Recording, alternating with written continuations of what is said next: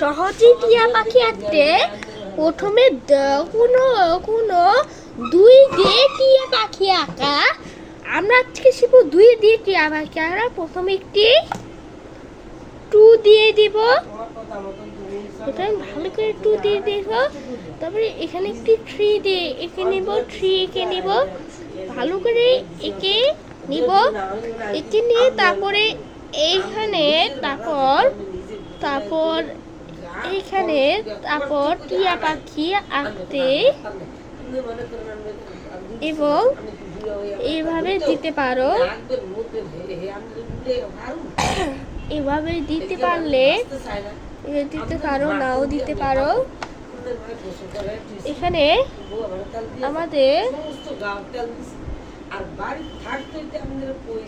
এখন এটা টিয়া পাখিতে এই আমরা এখন এটা শূন্য করে এখানে গোল দিয়ে দিব।